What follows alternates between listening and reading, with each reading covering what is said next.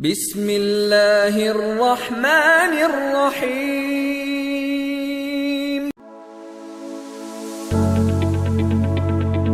السلام علیکم ورحمۃ اللہ۔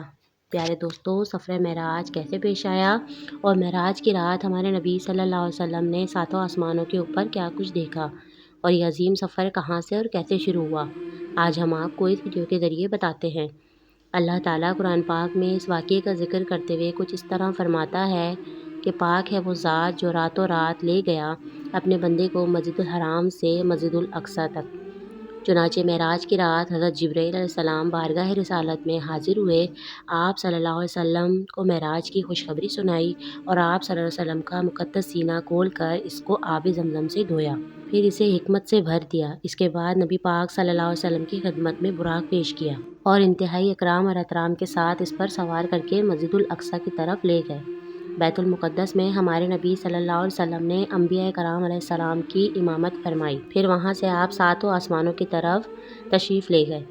حضرت جبرائیل علیہ السلام نے باری باری تمام آسمانوں کے دروازے کھولے۔ پہلے آسمان پر حضرت آدم علیہ السلام، دوسرے آسمان پر حضرت عیسیٰ علیہ السلام، تیسرے آسمان پر حضرت یوسف علیہ السلام، چوتھے آسمان پر حضرت ادریس علیہ السلام، پانچویں آسمان پر حضرت ہارون علیہ السلام، چھٹے آسمان پر حضرت موسیٰ علیہ السلام اور ساتویں آسمان پر حضرت ابراہیم علیہ السلام حضور پاک صلی اللہ علیہ وسلم کی زیارت سے سرفراز ہوئے۔ انہوں نے حضور اکرم صلی اللہ علیہ وسلم کی عزت کی اور تشریف آوری کی مبارکباد دی۔ اسی طرح نبی کریم صلی اللہ علیہ وسلم ساتوں آسمانوں کی سیر کرتے کرتے سدرۃ المنتہا تک پہنچ گئے۔ سدرۃ المنتہا سے آگے جبرائیل علیہ السلام کی رسائی نہیں تھی، اس لیے جبرائیل علیہ السلام نے آپ سے معذرت کی اور آپ کو آگے جانے کا کہا۔ پھر اللہ تعالیٰ نے آپ کو عرش بلکہ عرش کے اوپر تک جہاں چاہا وہاں بلایا، وہاں رسول اکرم صلی اللہ علیہ وسلم کو خاص رحمت و اکرام سے نوازا، زمین و آسمان کی بادشاہت اور اس سے بھی افضل علوم پائے۔ امت کے لیے 50 نمازیں فرض ہوئیں۔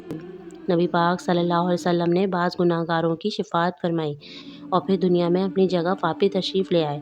لیکن جب آپ صلی اللہ علیہ وسلم وہاں سے واپس آنے لگے تو حضرت موسیٰ علیہ السلام نے آپ صلی اللہ علیہ وسلم سے عرض کی کہ آپ کی امت سے ان 50 نمازوں کا بار نہ اٹھ سکے گا، لہٰذا آپ اللہ تعالیٰ سے ان کو کم کرنے کی درخواست کیجیے۔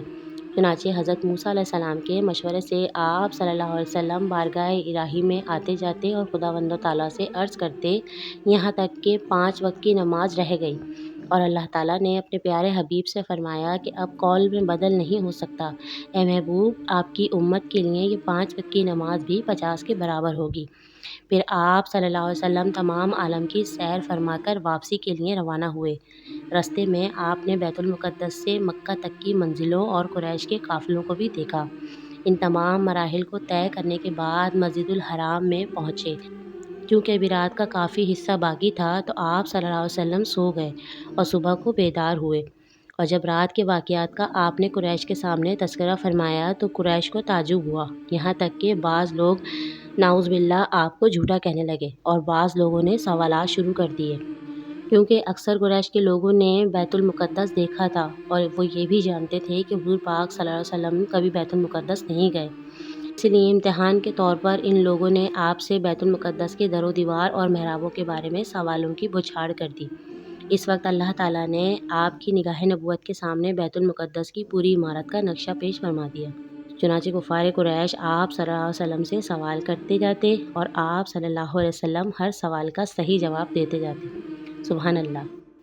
پیارے دوستوں، اگر یہ ویڈیو آپ کو اچھی لگی ہو تو اس کو دوسروں تک ضرور شیئر کریں، ویڈیو کو لائک اور چینل کو سبسکرائب کرنا نہ بھولیں۔ اپنا بہت زیادہ خیال رکھیے گا۔ اگلی ویڈیو تک کے لیے مجھے اجازت دیجیے۔ السلام علیکم ورحمۃ اللہ۔